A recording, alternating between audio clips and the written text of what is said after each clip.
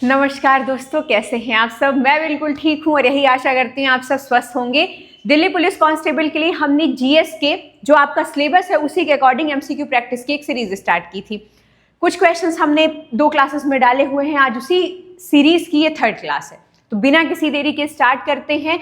हम daily Delhi police constable का जो आपका सिलेबस है उस सिलेबस के अकॉर्डिंग ही एमसीक्यू प्रैक्टिस करते हैं, जिससे आपके लिए जब आप एग्जाम हॉल में जाएं तो चीज़ें आपके लिए थोड़ा सा इजी हो जाएं, क्योंकि जितनी प्रैक्टिस होगी क्वेश्चंस की उतना ही अच्छा है। मैं आप सबको एक इन्फॉर्मेशन आज और देना चाहती हूँ कि एमपी कांस्टेबल के लिए जो हमने सीरीज स्टार्ट की थी, बच्चे लौट के उसमें कमेंट कर रहे हैं कि उन्हें 10 से 12 क्वेश्चन, किसी को 15 क्वेश्चंस देखने को मिले हैं एग्जाम हॉल में। तो उनका एक विश्वास रहा है और उस विश्वास को जीतने में हम सफल हो पाए। तो उसी तरह की सीरीज हमने दिल्ली कांस्टेबल वाले बच्चों के लिए भी शुरू की है और आप सब बहुत टाइम से कह रहे थे इस सीरीज के लिए। तो थोड़ा सा विश्वास के साथ पढ़ना है, ध्यान के साथ पढ़ना है और चीजें सरल होंगी आपके एग्जाम में, ये हमारी गारंटी। तो चलिए, राष्ट्रगीत वंदे मातरम किसने लिखा था? पहला सवाल। राष्ट्रगीत वंदे मातरम क्यों चर्चा में है? क्योंकि हाल ही में 150वीं वर्षगांठ राष्ट्रगीत की मनाई गई है। राष्ट्रगीत क्या है? वंदे मातरम। उसकी रचना की 150वीं वर्षगांठ मनाई गई। भारतीय संसद में इस मुद्दे को लेके थोड़ा बहुत हंगामा भी हुआ, क्योंकि हमारे प्रधानमंत्री जी नरेंद्र मोदी जी ने एक स्टेटमेंट दिया कि जब ये गीत रचा गया उस समय जो पॉलिटिकल पार्टी थी इंडिया में, उसने पूरे अंश राष्ट्रगीत के ना उठा के सिर्फ 2 ही अंशों को उठाया और इस मुद्दे पे काफी ज्यादा विवाद हुआ। तो इस वजह से ये राष्ट्रगीत वाला क्वेश्चन इंपॉर्टेंट हो जाता है आपके एग्जाम के लिए। पहली चीज तो ये कि 150वीं वर्षगांठ मनाई गई है और दूसरी चीज ये कि इस मुद्दे को लेके बहुत ज्यादा हंगामा हुआ। तो याद रखिएगा, राष्ट्रगीत से रिलेटेड क्वेश्चन आपके एग्जाम के लिए इंपॉर्टेंट हो जाता है। राष्ट्रगीत वंदे मातरम किसने लिखा? रविन्द्रनाथ ठाकुर जी ने, बंकिम चंद्र चट्टोपाध्याय जी ने, भारतेंदु हरिश्चंद्र जी ने या रामधारी सिंह दिनकर जी ने? बताइए किन्होंने लिखा राष्ट्रगीत? तो याद रखिएगा, राष्ट्रगीत की रचना बंकिम चंद्र चट्टोपाध्याय जी ने कब की थी? डेट भी पूछी जाती है, तो 7 नवंबर 1875 को की थी इसकी रचना। इसी वजह से इसकी 150वीं वर्षगांठ मनाई गई 2025 में। 7 नवंबर को 2025 में इसकी 150वीं वर्षगांठ मनाई गई राष्ट्रगीत की। तो कब रचना हुई थी राष्ट्रगीत की? तो याद रखिएगा, राष्ट्रगीत की रचना हुई थी 7 नवंबर 1875 को। किन्होंने रचना की थी? बंकिम चंद्र चट्टोपाध्याय जी ने की थी। इनका एक उपन्यास था, बंकिम चंद्र चट्टोपाध्याय जी के उपन्यास का क्या नाम था? आनंद मठ। और ये जो राष्ट्रगीत की लाइन है वो इसी आनंद मठ से ली गई हैं। तो पूछा जाता है कि राष्ट्रगीत की पंक्तियां किस उपन्यास से ली गई हैं? तो राष्ट्रगीत की पंक्तियां किस उपन्यास से ली गई हैं? आनंद मठ से ली गई। क्लियर? दूसरी चीज ये इंपॉर्टेंट हो जाता है कि राष्ट्रगीत का जो गायन है, राष्ट्रगान और राष्ट्रगीत में बहुत कंफ्यूजन होता है, कंफ्यूज मत होइएगा। राष्ट्रगान है अपना जनगण मन और राष्ट्रगीत है वंदे मातरम। राष्ट्रगीत का सार्वजनिक गायन कांग्रेस के किस अधिवेशन में पहली बार हुआ? ये सवाल पूछा जाता है कि राष्ट्रगीत का सार्वजनिक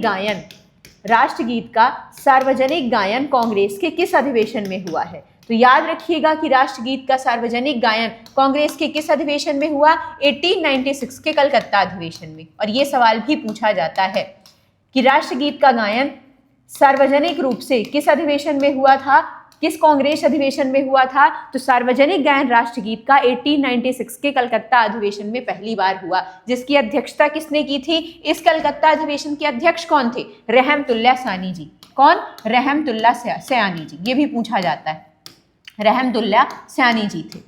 तो ये इतनी चीजें आपको राष्ट्रगीत से रिलेटेड याद रखनी है। और राष्ट्रगीत वाला मुद्दा इसलिए चर्चा में रहा है क्योंकि इसी साल 150वीं वर्षगांठ इसकी रचना की पूरी हुई है।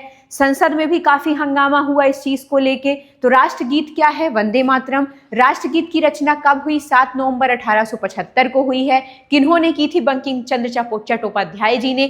कहां से लिया गया है राष्ट्रगीत? तो बंकिम चंद्र चट्टोपाध्याय जी के उपन्यास आनंद मठ से ली गई पंक्तियां हैं राष्ट्रगीत की। राष्ट्रगीत का सार्वजनिक गायन सबसे पहले कांग्रेस के किस अधिवेशन में हुआ था? तो याद रखिएगा कि राष्ट्रगीत का सार्वजनिक गायन सबसे पहले कांग्रेस के कलकत्ता अधिवेशन में 1896 को हुआ था। और उस कलकत्ता अधिवेशन के अध्यक्ष कौन थे? रहमतुल्लाह सैनी जी थे। पूछा जाता है कि जब राष्ट्रगीत का गायन हुआ कलकत्ता अधिवेशन में, उस समय अध्यक्ष कौन थे कांग्रेस के? उस अधिवेशन की अध्यक्षता किसने की थी? तो किसने की थी? रहमतुल्लाह सानी जी ने की थी। तो इतनी चीजें आपको वंदे मातरम से रिलेटेड याद रखनी है कि राष्ट्रगीत क्या है? वंदे मातरम है। रचना किन्होंने की? बंकिम चंद्र चट्टोपाध्याय जी ने। कब की? डेट इंपॉर्टेंट है, 7 नवंबर 1875। 2025 में इसकी हम कौन सी वर्षगांठ मना रहे हैं? तो 150वीं वर्षगांठ मना रहे हैं। कौन सी वर्षगांठ मना रहे हैं हम सब? तो 150वीं वर्षगांठ मना रहे हैं। दूसरी चीज, किस उपन्यास से ली गई पंक्तियां हैं राष्ट्रगीत की? तो आनंद मठ उपन्यास से ली गई पंक्तियां हैं। आनंद मठ किसने लिखा है? बंकिम चंद्र चट्टोपाध्याय जी का उपन्यास है। सार्वजनिक गायन कब हुआ? किस कांग्रेस अधिवेशन में सबसे पहले राष्ट्रगीत का सार्वजनिक गायन हुआ? तो राष्ट्रगीत वंदे मातरम का सार्वजनिक गायन कांग्रेस के कलकत्ता अधिवेशन में हुआ सबसे पहले 1896 में। तो कांग्रेस के किस अधिवेशन में राष्ट्रगीत का गायन किया गया? सार्वजनिक गायन 1896 के कलकत्ता अधिवेशन में। और उस अधिवेशन की अध्यक्षता किसने की थी? रहमतुल्लाह सानी जी ने की थी। तो इतनी चीज आपको याद रखना है। राष्ट्रगीत वंदे मातरम है, राष्ट्रगान जनगण मन है जिसकी रचयिता राष्ट्रगान के रविन्द्रनाथ ठाकुर जी हैं, और राष्ट्रगान सबसे पहले हुआ था किस कांग्रेस अधिवेशन में गाया गया राष्ट्रगान जनगण मन? तो 1911 के कलकत्ता अधिवेशन में ही राष्ट्रगान का गायन किया गया। तो यहां अंतर मैंने बता दिया आपको, राष्ट्रगीत और राष्ट्रगान। राष्ट्रगीत है वंदे मातरम और राष्ट्रगान है जनगण मन। क्लियर? राष्ट्रगीत का गायन हुआ था 1896 के कलकत्ता अधिवेशन में पहली बार, और राष्ट्रगान यानी कि जनगण मन का गायन हुआ था 1911 के कलकत्ता अधिवेशन में पहली बार। क्लियर? इतनी चीजें याद रखिएगा। तो वंदे मातरम किन्होंने लिखा? बंकिम चंद्र चट्टोपाध्याय जी ने लिखा। और ये क्वेश्चन बहुत ज्यादा इंपॉर्टेंट है आपके एग्जाम के पॉइंट ऑफ व्यू से। क्लियर? तो थोड़ा सा याद रखिएगा। अगला है CRR क्या होता है? CRR क्या है? इकोनॉमिक्स का टर्म है। बताइए, मैंने जब पहली और दूसरी क्लास ली है अभी आपकी, इसके पहले की, मैंने वहां पे आपको बताया है रेपो रेट क्या है, CRR क्या है, SLR क्या है। तो CRR का फुल फॉर्म क्या होता है? बताइए। ऑप्शन है cash reserve ratio, central reserve rule, credit return rate या करेंसी रेशियो रूल। क्या है? तो CRR का पूर्ण रूप होता है कैश रिजर्व रेशियो। और ये CRR होता क्या है? मैं पूछूं आपसे कि कैश रिजर्व रेशियो क्या है, तो कैश रिजर्व रेशियो एक निश्चित अमाउंट है, एक निश्चित अमाउंट है जो बैंकों को, एक निश्चित अमाउंट जो बैंकों को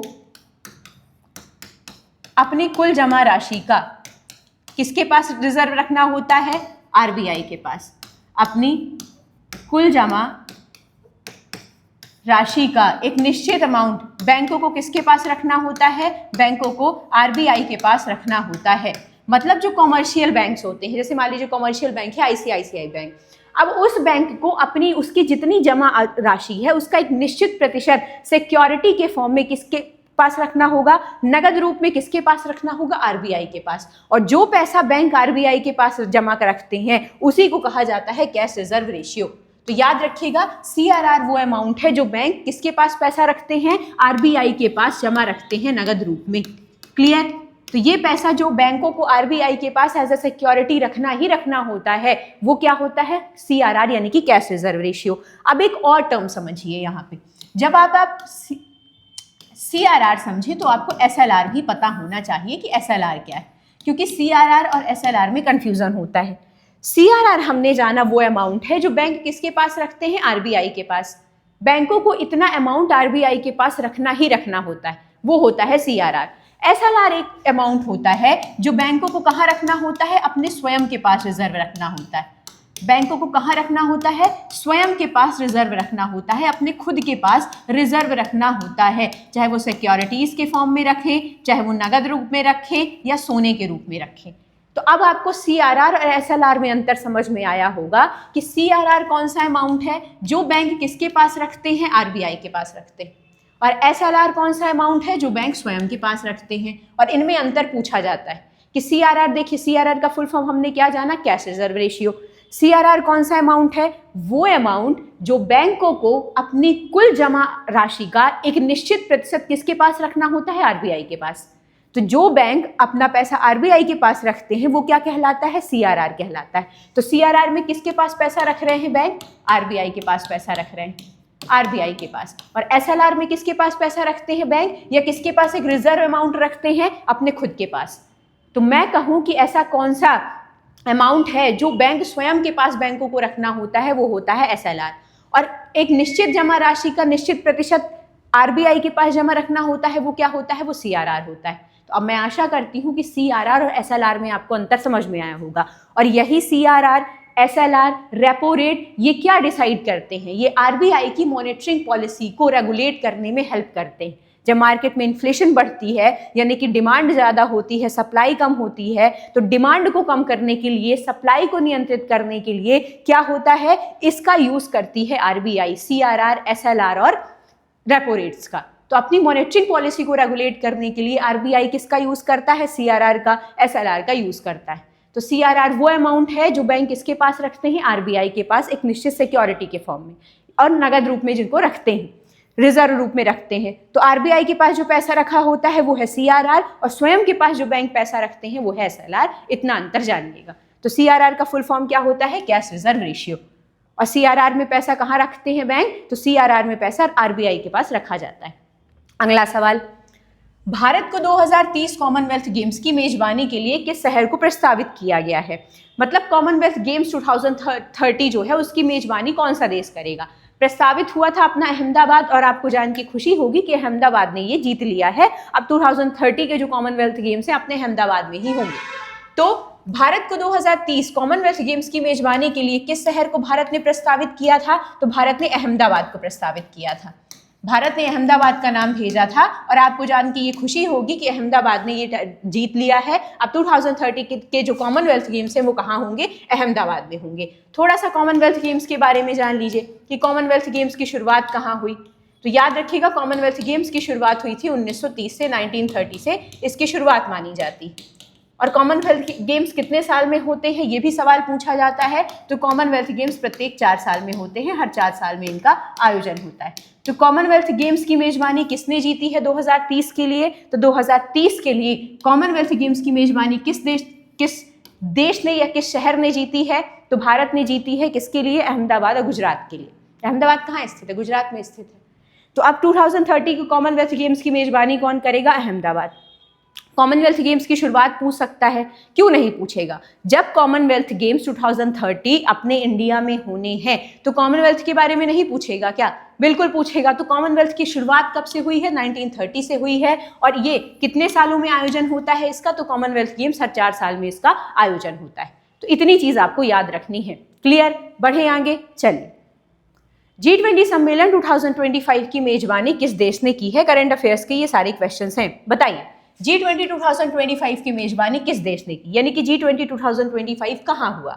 अमेरिका में हुआ, भारत में हुआ, जापान में हुआ, फ्रांस में हुआ। और यहाँ अगर मैं ये जापान हटा दूँ और अगर मैं यहाँ पे लिखना चाहूँ कि जोहान्सबर्ग, अब मुझे बता दीजिए कहाँ हुआ? अब मुझे बता दीजिए कि G20 2025 कहाँ हुआ है? देखिए ऑप्शन। तो देखिए G20 2025 का जो आयोजन हुआ है वो कहाँ हुआ है? जोहान्सबर्ग, साउथ अफ्रीका में हुआ है। ऑप्शन में नहीं दिया हुआ था, मिसप्रिंट था तो मैंने लिख दिया। कहाँ हुआ है? जोहान्सबर्ग, साउथ अफ्रीका में हुआ है। G20 की स्थापना कब हुई? तो याद रखिएगा G20 की स्थापना हुई थी 1999 1999 में। क्यों हुई थी? क्योंकि 1998 में एशिया में आई थी आर्थिक मंदी। कभी कभी पूछा जाता है कि G20 की स्थापना क्यों की गई? क्योंकि 1998 में एशिया में क्या आई थी? आर्थिक मंदी आ गई थी। और उसी आर्थिक मंदी से निपटने के लिए किसकी स्थापना की गई? G20 की स्थापना की गई।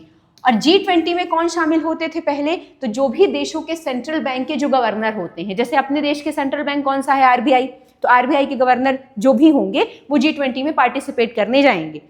फाइनेंस मिनिस्टर, तो पहले जो G20 में पार्टिसिपेट करने के लिए जाते थे वो फाइनेंस मिनिस्टर होते थे देशों के, या जो भी सेंट्रल बैंक उस देश का है उसके गवर्नर जाते थे। लेकिन धीरे धीरे क्या हुआ कि अब देशों के राष्ट्राध्यक्ष भी जाने लग गए। तो अब G20 में कौन जाने लग गया है? देशों के राष्ट्राध्यक्ष भी जाने लगे हैं। जैसे अभी जोहान्सबर्ग में जो G20 समिट हुई उसमें पार्टिसिपेट करने के लिए हमारे देश के प्रधानमंत्री नरेंद्र मोदी जी गए हुए थे। तो अगर कभी आपसे कोई कहे कि G20 में तो पहले केंद्रीय बैंकों के गवर्नर जाते थे, देशों के फाइनेंस मिनिस्टर जाते थे, बिल्कुल पहले यही जाते थे, सेंट्रल बैंक के गवर्नर, फाइनेंस मिनिस्टर, लेकिन धीरे धीरे देशों के राष्ट्राध्यक्ष भी इसमें पार्टिसिपेट करने के लिए जाने लगे। तो G20 का गठन पूछे तो G20 का गठन कब हुआ? 1999 में। किस स्थिति में? 1998 में एशिया में आर्थिक संकट आया था, आर्थिक मंदी आई थी, उसी से निपटान के लिए G20 की स्थापना हुई। और G20 समिट 2025 कहाँ हुई है? तो जोहान्सबर्ग, साउथ अफ्रीका में हुई है। जोहान्सबर्ग साउथ अफ्रीका में G20 समिट 2025 का आयोजन हुआ है, तो ये बात आपको ध्यान रखनी है। क्लियर? पूछेगा G20 की स्थापना कब हुई या G20 का गठन कब हुआ, तो याद रखिएगा 1999 में। और किस स्थितियों में एशिया में आर्थिक मंदी आई थी, इस स्थिति में 1999 में G20 का गठन हुआ। और G20 2025 कहाँ हुई है? जोहान्सबर्ग साउथ अफ्रीका में हुई है। अगला सवाल है कि 2025 में ऑस्कर अवार्ड्स की बात की गई है, ये ऑस्कर की बात की गई है कि 2025 में बेस्ट पिक्चर का अवार्ड किसने जीता है ऑस्कर में। ऑस्कर अवार्ड हुए हैं 2025, तो उन ऑस्कर अवार्ड्स में 2025 में बेस्ट फिल्म का अवार्ड किसने जीता है? द ब्रूटलेस मूवी ने, एमिलिया पेर्स ने, एनोरा मूवी ने, विकेड ने। बताइए 2025 के जो ऑस्कर अवार्ड्स हुए हैं उसमें बेस्ट पिक्चर का अवार्ड किसने जीता? तो याद रखिएगा 2025 के जो ऑस्कर अवार्ड्स थे उसमें बेस्ट पिक्चर का अवार्ड किसे मिला है? अनोरा मूवी को मिला है। बेस्ट पिक्चर का अवार्ड किसे मिला है? अनोरा मूवी को मिला है। याद रखिएगा 2025 के जो ऑस्कर अवार्ड्स थे वो किस क्रम के ऑस्कर अवार्ड थे, ये पूछा जाता है, तो ये 97वें क्रम के ऑस्कर अवार्ड थे। क्लियर? ये भी याद रखना है। दूसरी चीज, क्या कोई ऐसी भारतीय मूवी, भारतीय गाना रहा है जिसे ऑस्कर मिला है अभी हाल ही फिलहाल में? तो आप कहेंगे बिल्कुल मिला है। किसे? तो आप सबको पता होगा कि 2023 में किसे मिला? नाटू नाटू सॉन्ग को ऑस्कर मिला है। नाटू नाटू सॉन्ग को ऑस्कर मिला है और किस कैटेगरी में मिला है? बेस्ट ओरिजिनल सॉन्ग की कैटेगरी में मिला है। ये कैटेगरी पूछी जाती है कि किस कैटेगरी में मिला है, तो बेस्ट ओरिजिनल सॉन्ग की कैटेगरी में नाटू नाटू सॉन्ग को ऑस्कर मिला। दूसरी चीज, किस क्रम के ऑस्कर अवार्ड्स थे जब नाटू नाटू सॉन्ग को ऑस्कर मिला है? तो 95वें क्रम के ऑस्कर अवार्ड्स में नाटू नाटू सॉन्ग को ऑस्कर मिला। सीधी सी बात है, जब 2025 में ऑस्कर हो रहा है और 2025 में ये किस क्रम का है? 97वें क्रम का है, तो 2023 में मिला है अवार्ड नाटू नाटू सॉन्ग को, तो ये 95वें क्रम का हो जाएगा। अब मेरा आपसे एक सवाल है कि मुझे ये बता दीजिए कि क्या कोई ऐसी भारतीय भी रही हैं या कोई ऐसे भारतीय रहे हैं जिन्हें ऑस्कर मिला है पहली बार? तो पहली बार ऑस्कर किस भारतीय को मिला था? तो याद रखिएगा पहली बार ऑस्कर मिला था भानु अथैया जी को। किनको मिला था? भानु अथैया जी को मिला था। और किस चीज के लिए मिला था? Best costume designer, best costume design, इसके लिए इन्हें पहली बार ऑस्कर मिला था। तो पहली बार ऑस्कर जीतने वाली भारतीय कौन थी? भानु अथैया। पहली भारतीय जिन्हें ऑस्कर मिला वो कौन थी? भानु अथैया। एक चीज और पूछी जाती है कि ऑस्कर अवार्ड्स की शुरुआत कब हुई? तो याद रखिएगा ऑस्कर अवार्ड्स की शुरुआत हुई थी 1929 में। तो जब कोई चीज पढ़िए तो ऐसे पढ़िए कि कुछ भी पूछ ले आपसे एग्जाम हॉल में, कुछ भी आपसे सब बनेगा। तो 2025 में ऑस्कर अवार्ड्स में बेस्ट पिक्चर का अवार्ड किसने जीता? अनोरा मूवी ने जीता। 2025 का ऑस्कर अवार्ड किस क्रम का ऑस्कर अवार्ड था? तो अब आपको पता है कि किस क्रम का था, 97वें क्रम का था। कौन सा ऐसा भारतीय सॉन्ग है, इंडियन सॉन्ग है जिसे क्या मिला है? ऑस्कर मिला है। तो कौन से सॉन्ग को मिला है? नाटू नाटू सॉन्ग को मिला है। किस कैटेगरी में मिला है? बेस्ट ओरिजिनल सॉन्ग की कैटेगरी में मिला है। कब मिला? 2023 में। तो सीधी सी बात है ये किस क्रम का हो जाएगा? 95वें क्रम के ऑस्कर अवार्ड में नाटू नाटू सॉन्ग को अवार्ड मिला। ये पूछा गया सवाल है कि किस क्रम के ऑस्कर अवार्ड में नाटू नाटू सॉन्ग को बेस्ट ओरिजिनल सॉन्ग का अवार्ड मिला है? तो किस क्रम के? 95वें क्रम के, क्योंकि अभी जो 2025 में हुआ है वो किस क्रम का था? 97वें क्रम का। तो 2023 में होने वाला 95वें क्रम का हो जाएगा। ऐसी कौन सी पहली भारतीय हैं जिन्हें क्या मिला? ऑस्कर अवार्ड मिला। तो पहली भारतीय जिन्हें ऑस्कर अवार्ड मिला वो कौन है? पहली भारतीय जिन्हें ऑस्कर अवार्ड मिला वो है भानु अथैया जी। बेस्ट कॉस्ट्यूम डिजाइन के लिए इनको ऑस्कर मिला था। और ऑस्कर अवार्ड्स की शुरुआत कब हुई है? तो याद रखिएगा ऑस्कर अवार्ड्स की शुरुआत 1929 में हुई है, 1929 में हुई है। इतनी चीजें आपको ऑस्कर के बारे में याद रखनी है कि ऑस्कर अवार्ड्स की शुरुआत 1929 में, बेस्ट मूवी का अवार्ड मिला है अनोरा मूवी को, और ये किस क्रम का अवार्ड था? 97वें क्रम का अवार्ड था। अगला सवाल है इंडियन पॉलिटी का है कि भारत में धन विधेयक को सबसे पहले कहाँ पेश किया जाता है? धन विधेयक सबसे पहले कहाँ पेश होता है? राज्यसभा में, प्रधानमंत्री कार्यालय में, लोकसभा में या राष्ट्रपति सचिवालय में? तो मैं आपको धन विधेयक से रिलेटेड कुछ चीजें यहाँ पे बता देती हूँ। मुझे सबसे पहले तो ये बता दीजिए कि धन विधेयक यानी कि मनी बिल किस आर्टिकल में? धन विधेयक यानी कि मनी बिल किस आर्टिकल में है? तो धन विधेयक यानी कि मनी बिल है आर्टिकल 110 में। अब मैं पूछूं अगर कि ये पेश कहाँ होता है, तो आप कहेंगे ये पेश होता है केवल और केवल लोकसभा में। केवल लोकसभा में पेश होता है कौन सा? यह विधेयक। अब मैं आपसे कहूं कि अगर ये लोकसभा में पेश होता है तो राज्यसभा का फिर क्या काम है? राज्यसभा का ये काम है कि अगर धन विधेयक लोकसभा से पारित होके राज्यसभा में जाता है तो राज्यसभा ना तो इसमें संशोधन कर सकती है, ना तो इसे अस्वीकार कर सकती है, और बाध्य है कि 14 दिन के भीतर ये इसमें अपनी स्वीकृति दे। 14 दिन के भीतर क्या दे? स्वीकृति दे। लेकिन यदि 14 दिन के भीतर राज्यसभा ने स्वीकृति नहीं प्रदान की तो क्या होगा? तो ये होगा कि विधेयक अपने आप पारित हुआ मान लिया जाएगा। तो धन विधेयक यानी कि मनी बिल कहाँ पेश होता है? सिर्फ और सिर्फ लोकसभा में। और जब लोकसभा से पारित होकर राज्यसभा में जाता है तो राज्यसभा ना तो इसे अस्वीकार कर सकती है और राज्यसभा ना तो इसमें संशोधन कर सकती है। वो सिर्फ इतना कर सकती है कि वो 14 दिन के भीतर इसमें अपनी स्वीकृति दे दे, और 14 दिन के भीतर अगर अपनी स्वीकृति नहीं देती है राज्यसभा तो मनी बिल यानी कि धन विधेयक अपने आप पारित हुआ मान लिया जाता है। अब एक और सवाल आता है कि कोई विधेयक धन विधेयक है या नहीं। कोई विधेयक धन विधेयक है या नहीं, इसका निर्णय कौन करेगा? कि कोई विधेयक धन विधेयक है या नहीं, इसका निर्णय कौन करेगा? तो कोई विधेयक धन विधेयक है या नहीं, इसका निर्णय करते हैं लोकसभा अध्यक्ष। और ये सारे सवाल आपके एग्जाम में पूछे जाते हैं कि कोई विधेयक धन विधेयक है या नहीं, इसका निर्णय कौन करेगा? तो इसका निर्णय करते हैं लोकसभा अध्यक्ष। क्लियर? अब आ जाइए सवाल में। सवाल क्या कह रहा है? भारत में धन विधेयक को सबसे पहले कहाँ पेश किया जाता है? तो आप बता दीजिए कहाँ पेश किया जाता है। सबसे पहले कहाँ पेश किया जाता है धन विधेयक? सबसे पहले धन विधेयक पेश किया जाता है लोकसभा में। दूसरा सवाल पूछा जाता है कि धन विधेयक में राज्यसभा कितने दिन के भीतर अपनी स्वीकृति देती है? तो धन विधेयक में राज्यसभा कितने दिन के भीतर अपनी स्वीकृति प्रदान करती है? तो राज्यसभा 14 दिन के भीतर अपनी स्वीकृति प्रदान करना अनिवार्य है, अन्यथा विधेयक अपने आप पारित हुआ मान लिया जाता है। धन विधेयक भारतीय संविधान के किस आर्टिकल में है? तो धन विधेयक भारतीय संविधान के आर्टिकल 110 में। कोई विधेयक धन विधेयक है या नहीं, इसका निर्णय कौन करता है? तो इसका निर्णय लोकसभा अध्यक्ष करते हैं। क्लियर? तो याद रखिएगा, धन विधेयक यानी कि मनी बिल संविधान के आर्टिकल 110 में है, पेश होता है सबसे पहले लोकसभा में। राज्यसभा 14 दिन के भीतर इसमें अपनी स्वीकृति देती है। वो ना तो राज्यसभा ना तो इसमें संशोधन कर सकती है, ना तो अस्वीकार कर सकती है। 14 दिन के भीतर अगर राज्यसभा स्वीकृति नहीं प्रदान करती है तो विधेयक अपने आप पारित हुआ मान लिया जाता है। कोई विधेयक धन विधेयक है या नहीं, इसका निर्णय कौन करता है? ये सवाल पूछा जाता है। तो कोई विधेयक धन विधेयक है या नहीं, इसका निर्णय लोकसभा अध्यक्ष करते हैं। पूछा था धन विधेयक कहाँ पेश होता है, तो धन विधेयक कहाँ पेश होता है? लोकसभा में सबसे पहले पेश होता है। क्लियर? चलिए आगे बढ़िए। अगला सवाल है कि चोल वंश के दौरान राजराजेश्वरम मंदिर का निर्माण किसने करवाया था? बताइए, चोल वंश के दौरान राजराजेश्वरम मंदिर का निर्माण किसने करवाया? राजराजा चोल प्रथम, राजेंद्र चोल, विजयालय चोल, कुलोत्तुंग चोल, किन्होंने करवाया था? तो आप सबको पता है कि चोल वंश बहुत ज्यादा समृद्ध वंश माना जाता है, जिसने कई सारे मंदिरों का निर्माण करवाया। और वहीं एक बहुत इंपॉर्टेंट मंदिर है राजराजेश्वरम मंदिर, जिसे बृहदेश्वर मंदिर के नाम से भी जाना जाता है। बृहदेश्वर मंदिर, और याद रखिएगा ये यूनेस्को साइट भी है बृहदेश्वर मंदिर। अब ये पूछा है कि बृहदेश्वर मंदिर का निर्माण किसने करवाया, और सवाल एक और पूछा जाता है कि बृहदेश्वर मंदिर का निर्माण किस वंश के राजाओं द्वारा करवाया गया? तो बृहदेश्वर मंदिर का निर्माण क्वेश्चन से ही आपको समझ में आ रहा है कि चोल वंश के राजाओं द्वारा करवाया गया। और ये सवाल पूछा जाता है कि बृहदेश्वर मंदिर किस वंश के राजाओं द्वारा करवाया गया? चोल वंश के राजाओं द्वारा। और किन्होंने निर्माण करवाया था? तो राजराजा प्रथम इनके द्वारा निर्माण करवाया गया। बृहदेश्वर मंदिर किन भगवान को समर्पित है, ये भी पूछा जाता है। तो बृहदेश्वर मंदिर भगवान शिव को समर्पित। किन्हें समर्पित है? तो याद रखिएगा ये भगवान शिव को समर्पित है। ये बृहदेश्वर मंदिर या राजराजेश्वर मंदिर कहाँ स्थित है? तो तंजावुर तमिलनाडु में स्थित है। कहाँ स्थित है? तंजावुर तमिलनाडु में।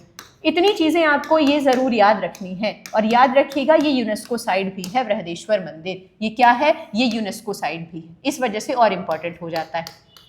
तो राजराजेश्वरम मंदिर जिसे किस नाम से जाना जाता है? राजराजेश्वरम मंदिर जिसे किस नाम से जाना जाता है? बृहदेश्वर मंदिर के नाम से भी जाना जाता है, जो एक यूनेस्को साइट भी है। वो कहाँ स्थित है? राजराजेश्वरम मंदिर स्थित है कहाँ पे? तंजावुर तमिलनाडु में ये स्थित है। क्लियर? दूसरी चीज, इसका निर्माण किसने करवाया? तो राजराजा चोल प्रथम ने इनका निर्माण करवाया इस मंदिर का। बृहदेश्वर मंदिर किस भगवान को समर्पित है? तो भगवान शिव को समर्पित है। अभी तो क्वेश्चन में दे दिया है कि चोल वंश के दौरान बनी। कभी कभी पूछा जाता है कि बृहदेश्वर मंदिर या राजराजेश्वरम मंदिर का निर्माण किस वंश के राजाओं द्वारा करवाया गया? तो याद रखना है कि चोल वंश के राजाओं द्वारा करवाया गया। मान लीजिए ये सवाल में ये नहीं पूछेगा और कहेगा राजराजेश्वरम मंदिर का निर्माण किस शासकों द्वारा करवाया गया? चोल, चालुक्य, पल्लव। तो राइट आंसर क्या हो जाएगा? चोल राजाओं द्वारा। बृहदेश्वर मंदिर किन्हें समर्पित है? भगवान शिव को समर्पित है। बृहदेश्वर मंदिर या राजराजेश्वरम मंदिर का निर्माण किसने करवाया? तो राजराजा चोल प्रथम ने करवाया था। किन्होंने निर्माण करवाया है बृहदेश्वर मंदिर का? राजराजा चोल प्रथम ने। और कहाँ स्थित है ये बृहदेश्वर मंदिर? तो तमिलनाडु में स्थित है, तंजावुर तमिलनाडु में, जो एक यूनेस्को साइट भी है, इस वजह से और इम्पोर्टेंट हो जाती है। तो राजराजेश्वरम मंदिर या बृहदेश्वर मंदिर किस वंश के शासकों द्वारा? चोल वंश के शासकों द्वारा बनवाया गया है। कहाँ स्थित है ये मंदिर? तंजावुर तमिलनाडु में स्थित है, यूनेस्को साइट भी है। और इसका निर्माण किसके द्वारा करवाया गया इस मंदिर का? तो राजराजा चोल प्रथम द्वारा इसका निर्माण करवाया गया। और बृहदेश्वर मंदिर किन्हें समर्पित है? तो बृहदेश्वर मंदिर भगवान शिव को समर्पित है। चलिए अगला सवाल, साइंस भी आएगी आपके एग्जाम में। रेडियो तरंगे किसका उदाहरण है? बताइए, रेडियो तरंगे जो होती हैं वो किसका उदाहरण है? यांत्रिक तरंग है, विद्युत चुंबकीय तरंग है, अनुदैर्ध्य तरंग है या अनुप्रस्थ तरंग है? बताइए, रेडियो तरंगे किसका उदाहरण है? तो याद रखिएगा, जो रेडियो तरंगे हैं वो विद्युत चुंबकीय तरंगे होती हैं। अब ये विद्युत चुंबकीय तरंगे क्या हैं? तो याद रखिएगा, विद्युत चुंबकीय तरंगे वो तरंगे होती हैं जिनको चलने के लिए माध्यम की आवश्यकता नहीं होती, जो निर्वात में भी गमन कर सकती हैं, जिनको चलने के लिए, जिनको प्रवाहित होने के लिए माध्यम की आवश्यकता नहीं होती है। वो कौन सी होती हैं? विद्युत चुंबकीय तरंगे, जो निर्वात में भी गमन कर सकती हैं। तो विद्युत चुंबकीय तरंगे वो तरंगे हैं जो निर्वात में भी गमन करती हैं। पूछा जाता है कि विद्युत चुंबकीय तरंगों को प्रवाहित होने के लिए माध्यम की आवश्यकता होती है या नहीं होती है? तो याद रखिएगा, विद्युत चुंबकीय तरंगों को चलने के लिए माध्यम की आवश्यकता नहीं होती, वो बिना माध्यम के भी निर्वात में गमन कर सकती। और रेडियो तरंगे क्या है? विद्युत चुंबकीय तरंगे हैं। वहीं जस्ट इसके विपरीत, याद रखिएगा, जस्ट विपरीत यांत्रिक तरंगे हैं। यांत्रिक तरंगों को चलने के लिए माध्यम की आवश्यकता होती है। माध्यम की आवश्यकता यांत्रिक तरंगों को चलने के लिए होती है, आवश्यकता होती। क्लियर? जैसे कि चाहे वो कोई भी माध्यम हो, ठोस हो, द्रव हो, गैस हो, तो यांत्रिक तरंग और विद्युत चुंबकीय तरंग में सबसे बड़ा अंतर ये है कि विद्युत चुंबकीय तरंगों को चलने के लिए माध्यम की आवश्यकता नहीं होती है, वो निर्वात में भी गमन कर सकती हैं। लेकिन यांत्रिक तरंगों को चलने के लिए माध्यम की आवश्यकता होती है। अब सवाल कैसे पूछता है कि विद्युत चुंबकीय तरंगों को चलने के लिए माध्यम की आवश्यकता होती है, नहीं होती है, या कुछ भी थर्ड ऑप्शन दे सकता है। तो विद्युत चुंबकीय तरंगों को चलने के लिए माध्यम की आवश्यकता नहीं होती, वो निर्वात में भी गमन कर सकती हैं। ऐसा सवाल आता है कि निर्वात में कौन सी तरंगे गमन कर सकती हैं? विद्युत चुंबकीय तरंगे या यांत्रिक तरंगे? तो निर्वात में कौन सी गमन करती हैं? विद्युत चुंबकीय तरंगे, क्योंकि इनको चलने के लिए माध्यम की आवश्यकता नहीं होती। माध्यम की आवश्यकता होती किन्हें है? यांत्रिक तरंगों को। और ध्वनि एक तरह की यांत्रिक तरंग है, तो यांत्रिक तरंगों को चलने के लिए माध्यम की आवश्यकता होती है। और रेडियो तरंगे किसका उदाहरण है? तो याद रखिएगा, रेडियो तरंगे विद्युत चुंबकीय तरंगों का उदाहरण है जिन्हें चलने के लिए माध्यम की आवश्यकता नहीं होती है। तो रेडियो तरंगे क्या है? एक तरह से विद्युत चुंबकीय तरंगे हैं। और विद्युत चुंबकीय तरंगे वो तरंगे हैं जिनको चलने के लिए माध्यम की आवश्यकता नहीं होती है, ये निर्वात में भी गमन कर सकती। तो कैसी है रेडियो तरंगे? विद्युत चुंबकीय तरंग। कौन से समिट में भारत चीन के विदेश मंत्रियों की मुलाकात जनवरी 2025 में हुई है? ऐसी कौन सी समिट है जिसमें भारत चीन के विदेश मंत्री मिले हैं जनवरी 2025 में? बताइए कौन सी समिट है, हुई है? AI action summit, SCO summit, G7 summit या ब्रिक्स समिट? ऐसी कौन सी समिट है जिसमें भारत चीन के विदेश मंत्रियों की मुलाकात जनवरी 2025 में हुई है? तो आप सबको पता है कि SCO समिट हुई। कहाँ हुई SCO समिट? तो याद रखिएगा, SCO का हेडक्वार्टर बीजिंग में है, लेकिन SCO समिट इस बार 2025 में कहाँ हुई है? SCO समिट 2025 में हुई है तियानजिंग, चाइना। कहाँ हुई है? तियानजिंग, चाइना में। तो याद रखिएगा, तियानजिंग, चाइना में SCO समिट हुई है। तो भारत और चीन के विदेश मंत्रियों की मुलाकात जनवरी 2025 में कहाँ हुई? SCO बैठक 2025 में हुई है। जो SCO बैठक 2025 में कहाँ हुई? तियानजिंग, चीन में हुई। अब मैं कहूँ कि SCO का गठन कब हुआ? संघाई कोऑपरेशन ऑर्गेनाइजेशन, इसका गठन कब हुआ पूछा जाता है। SCO समिट मतलब संघाई कोऑपरेशन ऑर्गेनाइजेशन, संघाई सहयोग संगठन। तो इसका गठन हुआ था 2001 में, और इसका जो हेड ऑफिस है वो कहाँ स्थित है? बीजिंग, चाइना में स्थित है। तो याद रखिएगा इतना अंतर। इसका हेडक्वार्टर कहाँ है? इसका हेडक्वार्टर बीजिंग, चाइना में स्थित है। तो कौन सी समिट में भारत चीन के विदेश मंत्रियों की मुलाकात हुई है? तो कौन सी समिट में मुलाकात हुई है? SCO summit 2025। कहाँ हुई है SCO समिट? तियानजिंग, चाइना में हुई है 2025 में। क्लियर? और SCO समिट के बारे में अगर बात की जाए तो SCO यानी कि संघाई कोऑपरेशन ऑर्गेनाइजेशन, इसका फुल फॉर्म होता है। और इसका गठन कब हुआ था? तो इसका गठन हुआ था 2001 में। संघाई कोऑपरेशन ऑर्गेनाइजेशन एचसीओ का हेड ऑफिस पूछेगा तो हेड ऑफिस है बीजिंग चाइना। और 2025 में इसकी समिट कहाँ हुई है? तियानजिंग चाइना। तो इतनी चीजें आपको याद रखनी है कि एचसीओ समिट कहाँ हुई? एचसीओ समिट 2025 में हुई तियानजिंग चाइना में। एचसीओ का गठन कब हुआ है? तो 2001 में। और एचसीओ का हेड ऑफिस कहाँ स्थित है? तो बीजिंग चाइना में स्थित है। और इसका फुल फॉर्म क्या होता है एचसीओ का? संघाई कोऑपरेशन ऑर्गेनाइजेशन। संघाई कोऑपरेशन ऑर्गेनाइजेशन। क्लियर? इसका फुल फॉर्म है संघाई सहयोग संगठन। संघाई सहयोग संगठन का गठन हुआ था 2001 में। इसका हेड ऑफिस बीजिंग चाइना में स्थित है और 2025 में इसकी बैठक हुई है तियानजिंग चाइना में। क्लियर? तो इतनी चीजें याद रखिएगा कि एचसीओ बैठक 2025 में कहाँ हुई है? तियानजिंग चाइना में हुई है। लेकिन इसका हेडक्वार्टर कहाँ है? इसका हेडक्वार्टर बीजिंग में, चाइना में स्थित है। तो हेडक्वार्टर बीजिंग में है, लेकिन 2025 की एचसीओ समिट हुई है तियानजिंग में। तियानजिंग कहाँ स्थित है? चाइना में। रेगुर मृदा किस फसल के लिए उपयुक्त मानी जाती है? बताइए, रेगुर मृदा किस फसल के लिए उपयुक्त मानी जाती है? गेहूं, ज्वार, कपास, धान। रेगुर मृदा किस मृदा को कहते हैं? रेगुर मृदा कहा जाता है काली मिट्टी को।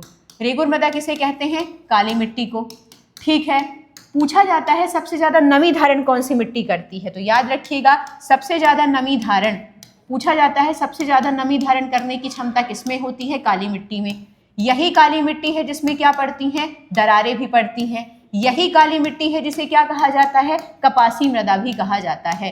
कपासी मृदा क्यों कहा जाता है? इसे कपासी मृदा इसलिए कहा जाता है क्योंकि इसमें किसकी खेती होती है? कपास की खेती सबसे ज्यादा होती है।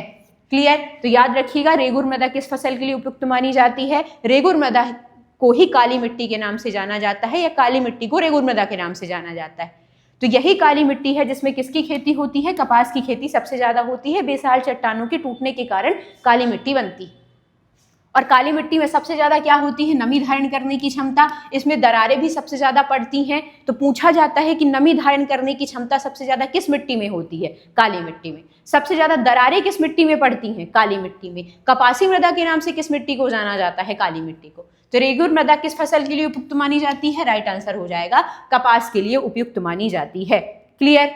आईएमएफ का मुख्यालय कहाँ स्थित है? इंटरनेशनल मॉनेटरिंग फंड का मुख्यालय, हेड ऑफिस कहाँ है? बताइए। इंटरनेशनल मॉनेटरिंग फंड मतलब आईएमएफ का हेडक्वार्टर कहाँ स्थित है? जेनेवा में, वॉशिंगटन डीसी में, पेरिस में या लंदन में? आईएमएफ का मुख्यालय कहाँ है? तो इंटरनेशनल मॉनेटरिंग फंड आईएमएफ का फुल फॉर्म होता है और इसका हेड ऑफिस स्थित है वॉशिंगटन डीसी में। और याद रखिएगा, आईएमएफ का भी यही है और वर्ल्ड बैंक का भी यही है। आईएमएफ और वर्ल्ड बैंक दोनों का हेडक्वार्टर कहाँ स्थित है? वॉशिंगटन डीसी में स्थित है। और पूछा जाता है कि आईएमएफ और वर्ल्ड बैंक का जो गठन है वो किस सम्मेलन में हुआ था? तो याद रखिएगा, आईएमएफ और वर्ल्ड बैंक का जो गठन है वो 1944 के ब्रिटेन वुड्स सम्मेलन में हुआ था। ये सवाल भी पूछा जाता है, ब्रिटेन वुड्स सम्मेलन। तो आईएमएफ और वर्ल्ड बैंक का गठन किस सम्मेलन के दौरान हुआ? 1944 के ब्रिटेन वुड्स सम्मेलन के दौरान हुआ है, याद रखना है आपको। क्लियर? दूसरी चीज, आईएमएफ का क्या काम होता है कि विभिन्न देशों के बीच मौद्रिक स्थायित्व बनाए रखना, आर्थिक स्थायित्व बनाए रखना, ये आईएमएफ का काम होता है। और वर्ल्ड बैंक बेसिकली जो विकासशील देश हैं उनको लोन देने का काम करता है। तो आईएमएफ और वर्ल्ड बैंक का हेड ऑफिस कहाँ स्थित है? वॉशिंगटन डीसी में। बहुत बच्चों को कंफ्यूजन होता है न्यूयॉर्क और वॉशिंगटन में। तो आईएमएफ और वर्ल्ड बैंक का हेडक्वार्टर याद रखिएगा न्यूयॉर्क में नहीं है, वॉशिंगटन डीसी में स्थित है। आईएमएफ का फुल फॉर्म क्या होता है? International monitoring fund. World bank और आईएमएफ दोनों का जो गठन है पूछा जाता है किस सम्मेलन के दौरान हुआ? आईएमएफ और वर्ल्ड बैंक का गठन किस सम्मेलन के दौरान हुआ? तो 1944 के ब्रिटेन वुड्स सम्मेलन के दौरान हुआ है, याद रखिएगा। क्लियर? और आईएमएफ क्या काम करता है? वित्तीय स्थिरता, देशों के बीच क्या बनाता है? वित्तीय स्थिरता। आईएमएफ का काम होता है कि वित्तीय स्थिरता बनाए रखना। एक सेकेंड, वित्तीय स्थिरता बनाए रखना। और वर्ल्ड बैंक का क्या काम होता है? ये विकासशील देशों को लोन देने का काम करता है। तो आईएमएफ का हेड ऑफिस कहाँ है? या पूछ ले वर्ल्ड बैंक का हेड ऑफिस कहाँ है? तो आईएमएफ और वर्ल्ड बैंक दोनों का हेड ऑफिस कहाँ स्थित है? वॉशिंगटन डीसी में स्थित है। आईएमएफ और वर्ल्ड बैंक दोनों का गठन किस सम्मेलन के दौरान हुआ? तो 1944 के ब्रिटेन वुड्स सम्मेलन के दौरान हुआ है, याद रखिएगा। तो आईएमएफ और वर्ल्ड बैंक का गठन किस सम्मेलन के दौरान? 1944 के ब्रिटेन वुड्स सम्मेलन के दौरान हुआ। और दोनों का हेड ऑफिस कहाँ है? वॉशिंगटन डीसी में स्थित है। वर्ष 2025 में कुल कितने सदस्यों को पद्म पुरस्कार से सम्मानित किया गया? अभी 2025 में पद्म पुरस्कार दिए गए हैं और ये पद्म पुरस्कार कितने लोगों को 2025 में दिए गए, ये पूछा गया है कि 2025 में जो पद्म अवार्ड्स हैं वो भारत में कितने लोगों को दिए गए। तो 2025 में याद रखिएगा पद्म अवार्ड्स टोटल कितने दिए गए हैं, टोटल दिए गए हैं 139, जिसमें से 7 लोगों को क्या प्रदान किया गया है, जिसमें से 7 लोगों को प्रदान किया गया है पद्म विभूषण। 7 लोगों को क्या प्रदान किया गया है, पद्म विभूषण। ये काउंट पूछे जाते हैं अलग अलग, थोड़ा सा ध्यान रखिएगा। 7 लोगों को पद्म विभूषण मिला है, 19 लोगों को पद्म भूषण मिला है। 19 लोगों को क्या मिला है, 19 लोगों को पद्म भूषण अवार्ड मिला है। और बाकी 113 लोगों को क्या मिला है, 113 लोगों को पद्मश्री अवार्ड्स मिले हैं। 113 लोगों को क्या मिला है, पद्मश्री अवार्ड्स। और ये अलग अलग पूछे जाते हैं कि कितने लोगों को 2025 में पद्म विभूषण मिला, तो 7 लोगों को।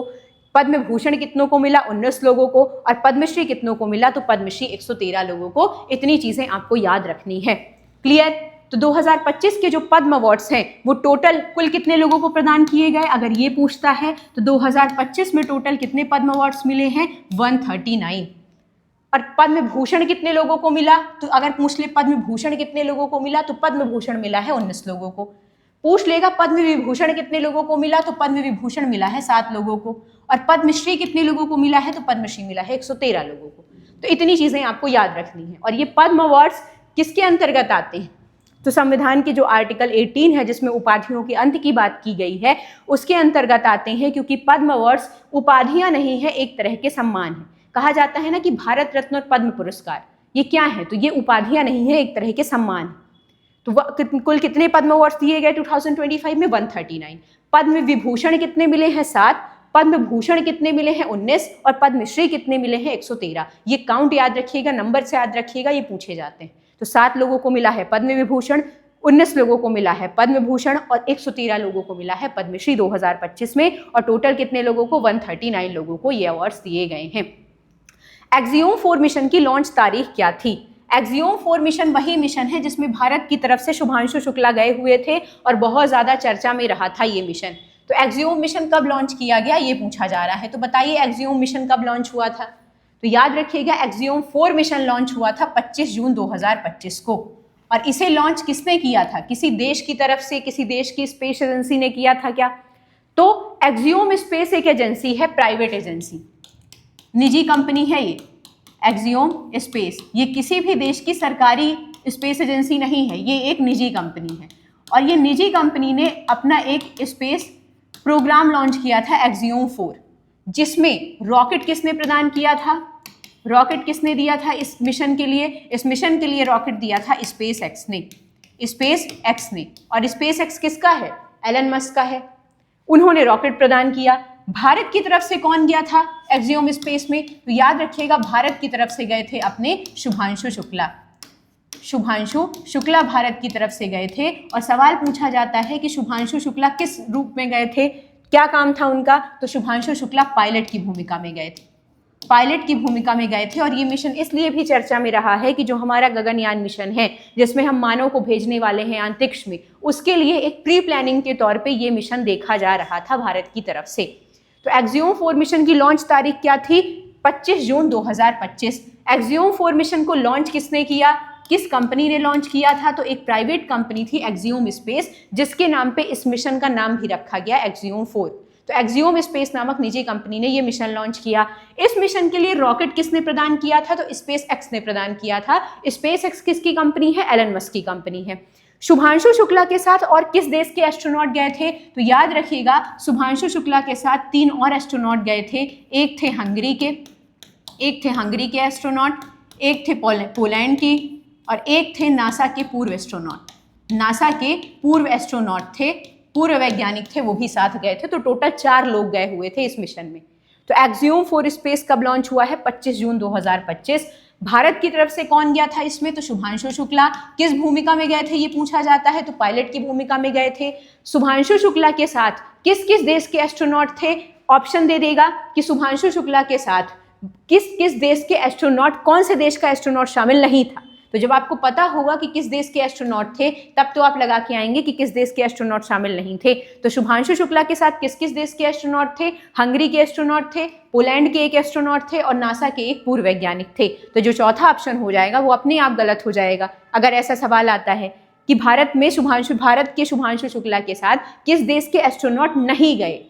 तो 3 में तो सही दिया होगा, तो 3 हंगरी, पोलैंड और नासा के गए थे। जो चौथा ऑप्शन दिया होगा वो नहीं गए थे। और किस कंपनी ने लॉन्च किया है? एक्सियोम स्पेस, एक प्राइवेट कंपनी ने लॉन्च किया है। रॉकेट दिया है स्पेसएक्स ने। स्पेसएक्स किसकी कंपनी है? एलॉन मस्क की कंपनी है। क्लियर? तो एक्सियोम स्पेस बहुत ज्यादा चर्चा में रहा था, तो याद रखिएगा। शुभांशु शुक्ला चर्चा में रहे थे, तो याद रखिएगा कि शुभांशु शुक्ला किस मिशन में गए थे? एक्सियोम 4 मिशन में गए थे। किस भूमिका में गए थे? तो पायलट की भूमिका में गए थे। क्लियर? दयानंद सरस्वती जी ने आर्य समाज की स्थापना कब की थी? बताइए। आर्य समाज की स्थापना दयानंद सरस्वती जी ने कब की? 1865, 75, 1885, 1895।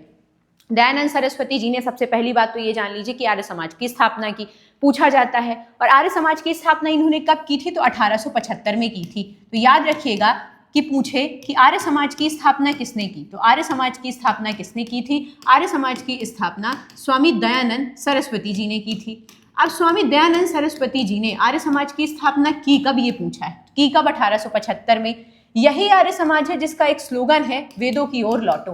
तो पूछा जाता है कि वेदों की ओर लौटो किन्होंने कहा? तो वेदों की ओर लौटो किसका स्लोगन है? आर्य समाज का। लौटो।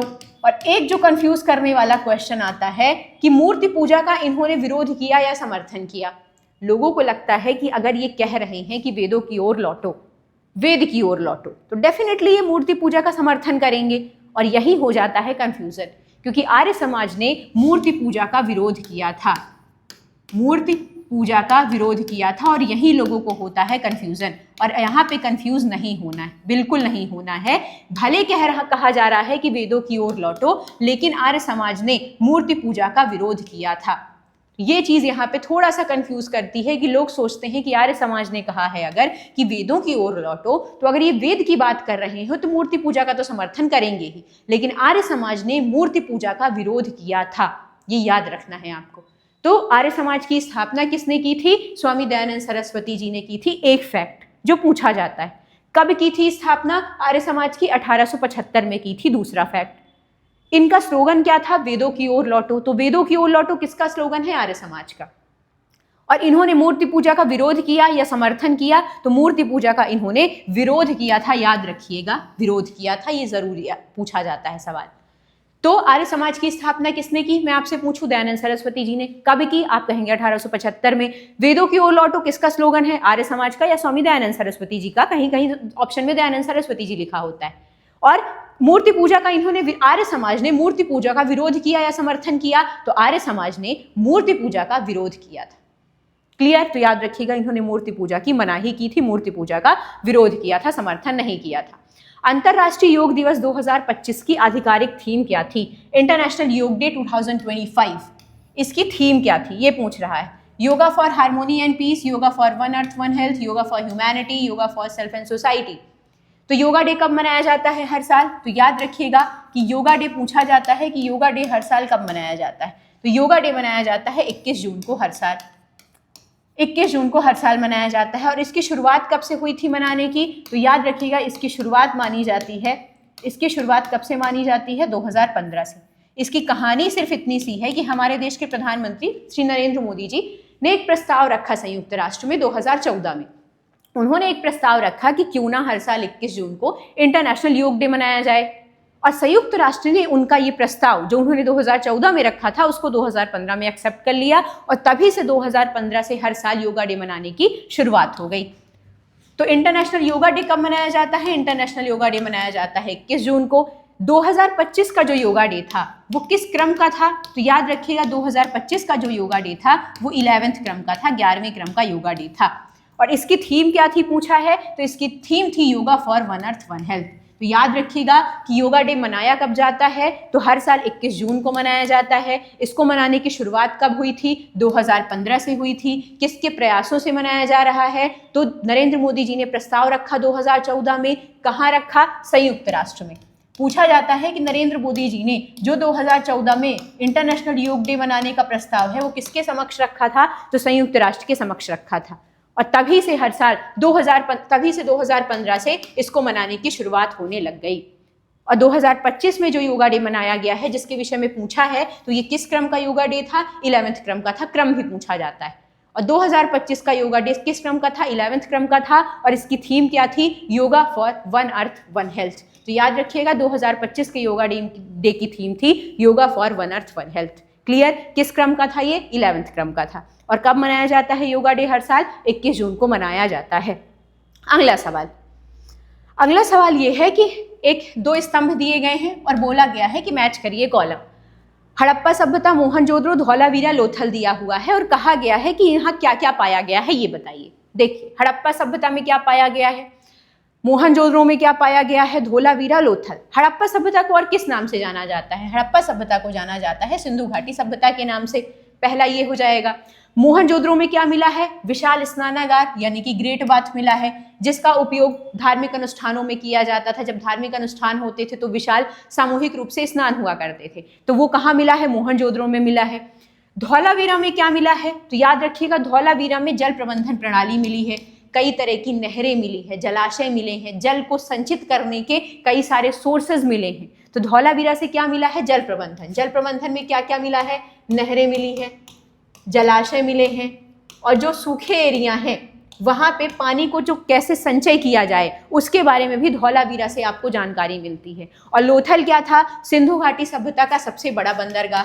लोथल क्या था? सिंधु घाटी सभ्यता का सबसे बड़ा बंदरगाह था। और यहाँ से क्या मिला है? डॉकयार्ड। डॉकयार्ड मतलब जहाँ जहाजें रुका करती थी, जहाँ जहाजें रुकती थी, जहाँ से जहाजों में माल चढ़ाया जाता था, तो वो क्या कहलाता है? वो स्थान बंदरगाह कहलाता है। तो डॉकयार्ड कहाँ से मिला है? लोथल से मिला है। लोथल की खोज कभी कभी पूछा जाता है, लोथल की खोज किसने की थी? SR राव जी ने की थी। लोथल कहाँ स्थित है? तो गुजरात में अहमदाबाद में स्थित है। मोहनजोदड़ो की खोज किसने की थी? राखालदास बनर्जी जी ने की थी। राखालदास बनर्जी जी ने की थी। क्लियर? तो इतनी चीजें याद रखिएगा आप थोड़ा बहुत कि अगर मैच द कॉलम आएगा तो हड़प्पा सभ्यता को क्या कहा जाता है? सिंधु घाटी सभ्यता। मोहनजोदड़ो से क्या मिला है? ग्रेट बाथ, विशाल स्नानागार मिला है। धौलावीरा से क्या मिला है? जल प्रबंधन प्रणाली। जल प्रबंधन प्रणाली मतलब कई तरह की नहरें मिली है, जलाशय मिली है, वो एरिया जो सूखे एरिया है वहां पे जल को कैसे संचित किया जाए वो सब कहाँ से मिला है? धौलावीरा से मिला है। तो जल प्रबंधन प्रणाली, नहरें, जलाशय और जल को संचित करने का जो माध्यम है वो कहाँ से मिला है? धौलावीरा से मिला है। और लोथल से क्या मिला है? लोथल से आप सबको पता है लोथल सिंधु घाटी सभ्यता का विशाल बंदरगाह था, तो यहाँ से क्या मिला है? डॉकयार्ड मिला है। डॉकयार्ड वो जगह होती है जहाँ पे जहाजें रुकती हैं, जहाँ से जहाजों में माल चढ़ाया जाता है, तो उस स्थान को क्या कहा जाता है? बंदरगाह। तो डॉकयार्ड कहाँ मिला है? लोथल। लोथल की खोज किसने की थी? SR राव जी ने की थी। लोथल वर्तमान में कहाँ स्थित है? गुजरात में। मोहनजोदड़ो पाकिस्तान में है। खोज किसने की थी? राखालदास बनर्जी जी ने की थी। और यहीं से मिला है ग्रेट बाथ। तो इतनी चीजें आपको बेसिकली इसके बारे में पता होनी चाहिए। हालांकि मैच द कॉलम आता है, यहाँ पे दिया होता 1 2 3 4 ऑप्शन के साथ AB, तो फिर CD फिर आपको यहाँ पे लगाना पड़ता। तो अभी मैंने ऐसे ही रखा है इसको। हड़प्पा सभ्यता को सिंधु घाटी सभ्यता कहा जाता है। मोहनजोदड़ो से मिला है ग्रेट बाथ, विशाल स्नानागार। धौलावीरा से मिला है जल प्रबंधन प्रणाली, नहरें, जलाशय, पानी को कैसे संचित किया जाए। और लोथल से मिला है डॉकयार्ड यानी कि बंदरगाह। क्लियर? चलिए आगे बढ़ते हैं।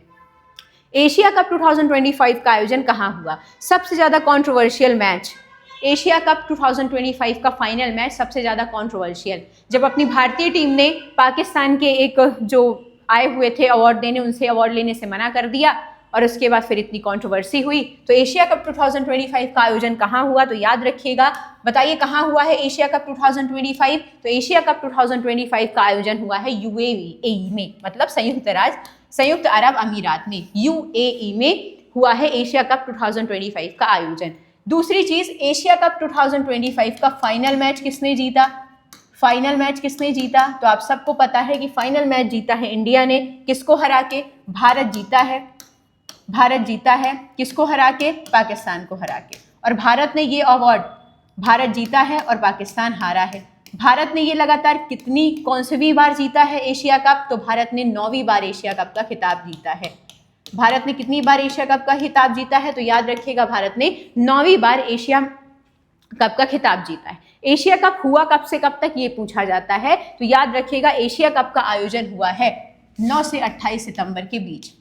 9 सितंबर से 28 सितंबर के बीच ये मैच हुआ है। 9 सितंबर से 28 सितंबर के बीच ये मैच हुआ है। कभी कभी पूछ लेता है कि इसका आयोजन, एशिया कप 2025 का आयोजन कब से कब तक हुआ? तो 9 सितंबर से 28 सितंबर के बीच। यही मैच है जिसमें तिलक वर्मा छा गए थे लास्ट में, कुलदीप यादव ने विकेट्स अच्छे लिए थे। तो दो एशिया कप 2025 का आयोजन कहाँ हुआ है, याद रखिएगा यूएई, संयुक्त अरब अमीरात में हुआ है। एशिया कप 2025 का फाइनल किसने जीता है, अपने भारत ने जीता है। किसको हराया है, पाकिस्तान को हराया है। और भारत ने एशिया कप का खिताब कितनी बार जीत लिया है, तो 9वीं बार जीत लिया है भारत ने एशिया कप का खिताब। तो याद रखिएगा, कभी कभी पूछा जाता है ये किस नंबर का एडिशन था, मैच था, तो ये 17वां संस्करण था। 17वां संस्करण था एशिया कप टूर्नामेंट का, 17th एडिशन था, 17वें क्रम का संस्करण था। कब से कब तक हुआ है एशिया कप, 9 सितंबर से लेकर 28 सितंबर के बीच। और भारत ने 9वीं बार एशिया कप का खिताब अपने नाम किया है 2025 में, जिसका आयोजन हुआ यूएई में 9 सितंबर से 28 सितंबर के बीच में। और ये किस नंबर का एडिशन था, 17th क्रम का एडिशन था, 17वें क्रम का एडिशन था एशिया कप का। क्लियर। तो एशिया कप किसने जीत लिया है, अपने भारत ने 9वीं बार। किसको हरा के, पाकिस्तान को हरा के। हुआ कहाँ था, यूएई में हुआ था। क्लियर। अगला सवाल है नीलगिरी की पहाड़ियां कहाँ स्थित हैं। ऑप्शन दिया गया है वेस्ट बंगाल, उड़ीसा, तमिलनाडु, राजस्थान। ये देखिए अपना इंडिया है, यहाँ पे 3 राज्य हैं। 3 राज्य कौन कौन से हैं, कर्नाटक, केरल और तमिलनाडु। और इन तीनों राज्यों में, कर्नाटक, केरल, तमिलनाडु में एक पहाड़ी स्थित है। कौन, क्या स्थित है, एक पहाड़ी स्थित है इन तीनों राज्यों में। और उस पहाड़ी का नाम क्या है, उस पहाड़ी का नाम है नीलगिरी पहाड़ी। उस पहाड़ी का नाम क्या है, नीलगिरी पहाड़ी। तो पूछा जाता है कि नीलगिरी पहाड़ी किन 3 राज्यों में स्थित है, तो नीलगिरी पहाड़ी किन 3 राज्यों में स्थित है, कर्नाटक, केरल, तमिलनाडु। नीलगिरी की सबसे ऊंची चोटी पूछा जाता है, नीलगिरी की सबसे ऊंची चोटी। तो याद रखिएगा, नीलगिरी की सबसे ऊंची चोटी पूछेगा तो नीलगिरी की सबसे ऊंची चोटी है डोडा बेट्टा, डोडा बेट्टा। लेकिन यहाँ पे याद रखने वाली चीज ये है कि नीलगिरी की पूछेगा सबसे ऊंची चोटी तो डोडा बेट्टा, लेकिन यदि साउथ इंडिया की सबसे ऊंची चोटी पूछ लेगा तो साउथ इंडिया की सबसे ऊंची चोटी कौन सी है, अनाईमुडी, जो केरल में स्थित है। तो यहाँ पे याद रखिएगा कि अनाईमुडी क्या है, साउथ इंडिया की, यानी कि दक्षिण भारत की सबसे ऊंची चोटी। तो अगर दक्षिण भारत की सबसे ऊंची चोटी पूछेगा तो दक्षिण भारत की सबसे ऊंची चोटी कौन सी है, अनाईमुडी, जो केरल में स्थित है। और नीलगिरी पहाड़ियों की ऊंची चोटी पूछेगा तो वो है डोडा बेट्टा। और इसमें लोगों को कंफ्यूजन होता है, नीलगिरी की ऊंची चोटी है डोडा बेट्टा, लेकिन साउथ इंडिया की सबसे ऊंची चोटी है अनाईमुडी, जो केरल में स्थित है।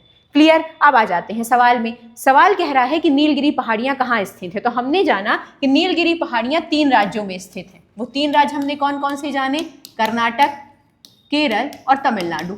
अब देख लीजिए ऑप्शन में इन तीनों राज्यों में से कोई नाम आपको दिख रहा है क्या, कर्नाटक, केरल, तमिलनाडु में से कोई एक नाम दिख रहा है क्या। वेस्ट बंगाल है, नहीं है। उड़ीसा है, नहीं है। तमिलनाडु, तमिलनाडु है, और राजस्थान तो है ही नहीं। तो नीलगिरी पहाड़ियां कहाँ स्थित हैं, तमिलनाडु में स्थित है। और नीलगिरी पहाड़ी की सबसे ऊंची चोटी पूछता तो नीलगिरी पहाड़ी की सबसे ऊंची चोटी का नाम है डोडा बेट्टा। साउथ इंडिया यानी कि दक्षिण भारत की सबसे ऊंची चोटी पूछता तो दक्षिण भारत की सबसे ऊंची चोटी है अनाईमुडी, याद रखिएगा। तो नीलगिरी पहाड़ियां किन 3 राज्यों में स्थित हैं, कर्नाटक, केरल और तमिलनाडु। नीलगिरी पहाड़ियों की सबसे ऊंची चोटी का नाम क्या है, तो नीलगिरी पहाड़ियों की सबसे ऊंची चोटी का नाम है डोडा बेट्टा। क्लियर। और साउथ इंडिया की पूछेगा तो साउथ इंडिया की सबसे ऊंची चोटी है अनाईमुडी, जो कहाँ स्थित है, केरल में स्थित है। क्लियर। तो नीलगिरी की सबसे ऊंची चोटी डोडा बेट्टा, कर्नाटक, केरल, तमिलनाडु में स्थित है। अगला सवाल है अमन सहरावत, जिनका नाम पेरिस ओलंपिक से खूब ज्यादा चर्चा में रहा। अमन सहरावत किस खेल में पेरिस ओलंपिक में ब्रॉन्ज मेडल जीतने वाले सबसे युवा भारतीय बने। तो यहाँ 2 सवाल बन रहे हैं। पहला कि पेरिस ओलंपिक 2024 में सबसे कम उम्र में कांस्य पदक किसने जीता, या सबसे कम उम्र में पदक किसने जीता है। तो पेरिस ओलंपिक 2024 में सबसे कम उम्र में पदक जीतने वाले कौन हैं, सबसे कम उम्र में पदक जीतने वाले हैं अमन सहरावत। अमन सहरावत पेरिस ओलंपिक के इतिहास में सबसे कम उम्र में पदक जीतने वाले हैं। तो ये भी सवाल पूछ सकता है कि पेरिस ओलंपिक के इतिहास में सबसे कम उम्र में पदक जीतने वाले कौन हैं। तो सबसे कम उम्र में पदक जीतने वाले कौन है, अमन सहरावत। अब अमन सहरावत खेलते क्या हैं, तो ये बताइए। बॉक्सिंग करते हैं, फ्री स्टाइल कुश्ती है, भारोत्तोलन, शूटिंग। तो अमन सहरावत क्या खेलते हैं, अमन सहरावत फ्री स्टाइल रेसलिंग यानी कि कुश्ती से संबंधित हैं। और अमन सहरावत सबसे कम उम्र में पेरिस ओलंपिक में पदक जीतने वाले हैं। और याद रखिएगा पेरिस ओलंपिक का आयोजन पूछता है कि पेरिस ओलंपिक का आयोजन कब से कब तक हुआ है। तो पेरिस ओलंपिक का आयोजन हुआ है 26 जुलाई 2024 से 26 जुलाई 2024 से 11 अगस्त 2024 तक, 11 अगस्त 2024 तक। और इसमें भारत ने कितने पदक जीते हैं टोटल? तो भारत ने टोटल 6 पदक जीते हैं। तो पेरिस ओलंपिक के बारे में आपको सब जानना है। आपने क्या जाना? अगर पूछेगा कि सबसे कम उम्र में पदक कौन जीता है, तो सबसे कम उम्र में पदक जीतने वाले हैं अमन सहरावत। किसमें? कुश्ती में जीता है इन्होंने। पेरिस ओलंपिक का आयोजन कब से कब तक हुआ है? तो 26 जुलाई से 11 अगस्त 2024 के बीच हुआ है। अब यहाँ पे ये भी जान लीजिए, चलिए जब पढ़ ही रहे हैं तो सारी चीजें एक ही जगह जान लेते हैं, क्योंकि पेरिस ओलंपिक से सवाल पूछेगा आपके। पेरिस ओलंपिक्स में भारत ने कितने पदक जीते? मुझे बताइए कि पेरिस ओलंपिक में भारत ने टोटल कितने पदक जीते? तो आप कहेंगे भारत ने टोटल 6 पदक जीते। अब वो 6 पदक किन्होंने जीते? तो याद रखिएगा, पहला पदक किसने जीता है पेरिस ओलंपिक में? पहला पदक जीता है मनु भाकर ने 10 मीटर एयर पिस्टल में। 10 मीटर एयर पिस्टल में पहला पदक किसने जीता है? मनु भाकर ने। तो सवाल पूछा जाता है कि पेरिस ओलंपिक में पहला पदक किसने जीता? मनु भाकर ने जीता है 10 मीटर एयर पिस्टल में। फिर मनु भाकर ने ही सरबजोत सिंह जी के साथ मिलके, मनु भाकर ने ही सरबजोत सिंह के साथ मिलके 10 मीटर एयर पिस्टल की मिक्स कैटेगरी में कांस्य पदक जीता है। और सरबजोत सिंह, इन्होंने किसमें जीता है? मिक्स कैटेगरी में। 10 मीटर एयर पिस्टल की मिक्स कैटेगरी में इन्होंने कांस्य पदक जीता। फिर किसने जीता है पदक? तो आप यही अमन सहरावत। अमन सहरावत ने किसने जीता? अमन सहरावत ने कुश्ती में जीता। अमन सहरावत, इन्होंने किस में जीता? इन्होंने कुश्ती में जीता। फिर कौन है? स्वप्निल कुशाले। स्वप्निल कुशाले ने किसने जीता है? शूटिंग यानी कि निशानेबाजी में। स्वप्निल कुशाले। पूछा जाता है कि निम्नलिखित में से पेरिस ओलंपिक में पदक किसने नहीं जीता है? तो आपको 6 पदक तो कम से कम याद होने चाहिए, तब तो आप बता पाएंगे कि किसने पदक नहीं जीता है। तो स्वप्निल कुशाले ने किसने जीता? निशानेबाजी में जीता। Indian hockey team 5th number पे कौन है? Indian hockey team. Indian hockey team, और इसने भी क्या जीता है? इंडियन हॉकी टीम ने भी कांस्य पदक जीता है। तो ये सारे कांस्य पदक थे। अब एक पदक जीता गया है रजत पदक, और वो किन्होंने जीता है? तो आप सबको उनका नाम पता है, नीरज चोपड़ा जी। और नीरज चोपड़ा जी ने एक क्या जीता है? रजत पदक। किसमें? जेवलिन थ्रो में। जेवलियन थ्रो, इसमें इन्होंने रजत पदक जीता है। तो ये 6 पदक आपको याद ही रखने हैं। जब पढ़ रहे हैं तो सारी चीज पढ़ ही लीजिए फिर पेरिस ओलंपिक के बारे में, क्योंकि इसके बाहर कुछ नहीं पूछने वाला। पेरिस ओलंपिक का आयोजन कब से कब तक हुआ? 26 जुलाई से 11 अगस्त 2024 तक। पेरिस ओलंपिक में भारत ने कितने पदक जीते? तो पेरिस ओलंपिक में भारत ने टोटल 6 पदक जीते हैं। और पूछा जाएगा अगर कि निम्नलिखित में से कौन सा ऐसा खिलाड़ी है जिसने भारत की तरफ से पदक नहीं जीता, तो जब आपको इनके नाम पता होंगे तब तो आप बता पाएंगे। या जिन्होंने पदक जीते हैं वो किस खेल से संबंधित हैं, ये भी पूछा जा सकता है। उन्होंने कौन सा पदक जीता, ये भी पूछा जा सकता है। और पूछा जाता है कि पेरिस ओलंपिक में सबसे पहला पदक किसने जीता है? तो मनु भाकर ने जीता 10 मीटर एयर पिस्टल में। कौन सा पदक जीता है इन्होंने? 10 मीटर एयर पिस्टल में कांस्य पदक जीता है। क्लियर? तो मनु भाकर किससे संबंधित है? 10 मीटर एयर पिस्टल से। मनु भाकर और सरबजोत सिंह ने मिक्स कैटेगरी में 10 मीटर एयर पिस्टल में ही कांस्य पदक जीता। अमन सहरावत, अभी हमने पढ़ा, फ्री स्टाइल कुश्ती में इन्होंने कांस्य पदक जीता। स्वप्निल कुशाले ने निशानेबाजी में कांस्य पदक जीता। हॉकी टीम ने, जो अपनी इंडियन हॉकी टीम है, उसने भी कांस्य पदक जीता। और एक रजत पदक जो हमने जीता है वो किसमें जीता है? जेवलिन थ्रो में। और रजत पदक भारत को किसने दिलवाया है? नीरज चोपड़ा जी ने। तो इतने नाम आपको याद रखने हैं। अब मैं पूछूं अगर आपसे स्ट्रीम, मनु भाकर किससे संबंधित है? तो 10 मीटर एयर पिस्टल से। अमन सहरावत किससे संबंधित है? तो अमन सहरावत कुश्ती से संबंधित है। स्वप्निल कुशाले किससे संबंधित है? तो स्वप्निल कुशाले निशानेबाजी से संबंधित है। इंडियन हॉकी टीम ने कौन सा पदक जीता है? तो कांस्य पदक जीता है। नीरज चोपड़ा ने कौन सा पदक जीता है? तो रजत पदक जीता है। नीरज चोपड़ा किस खेल से संबंधित है? तो जेवलिन थ्रो से संबंधित है। मनु भाकर और सरबजोत सिंह की जो जोड़ी है उसने किस कैटेगरी में जीता है? तो मिक्स कैटेगरी में 10 मीटर एयर पिस्टल में अवार्ड जीता है, पदक जीता है। क्लियर? और पेरिस ओलंपिक कब से कब तक हुए हैं? तो 26 जुलाई से 11 अगस्त के बीच हुए। पेरिस ओलंपिक के इतिहास में सबसे कम उम्र में पदक जीतने वाला कौन रहा है भारतीय? कौन सा पदक जीतने वाला भारतीय बने हैं? अमन सहरावत। तो इतनी चीजें आपको याद रखनी है। और भारत ने टोटल कितने पदक जीते? 6 पदक जीते। क्लियर? तो इतनी चीजें आपको पेरिस ओलंपिक के बारे में याद रखनी है। इसके बाहर पेरिस ओलंपिक से कुछ नहीं पूछा जाएगा। अगला सवाल, स्तंभ मतलब वही आपको मैच द कॉलम करना है कि प्लासी युद्ध कब हुआ, बक्सर कब हुआ, पानीपत का 3rd बैटल कब हुआ, वांडीवास कब हुआ? बता दीजिए। प्लासी युद्ध कब हुआ है? 23 जून 1757। प्लासी युद्ध कब हुआ? 23 जून 1757 को हुआ है। बक्सर का कब हुआ? 1764 को हुआ है। पानीपत का थर्ड बैटल कब हुआ? 1761 में हुआ है, आपको डेट्स तो पता ही होंगी। और वांडीवास का युद्ध कब हुआ है? 1760 में। अब इनके बारे में थोड़ा सा जान लीजिए। प्लासी का युद्ध हुआ 23 जून 1757 में। किसके किसके बीच में? सिराजुद्दौला, बंगाल का नवाब था सिराजुद्दौला, और ब्रिटिश ईस्ट इंडिया कंपनी की तरफ से कौन लड़ रहा था? क्लाइव। तो ये जो प्लासी का युद्ध हुआ है ये किसके किसके बीच हुआ है? ये बंगाल का नवाब था सिराजुद्दौला। बंगाल का नवाब कौन था? सिराजुद्दौला।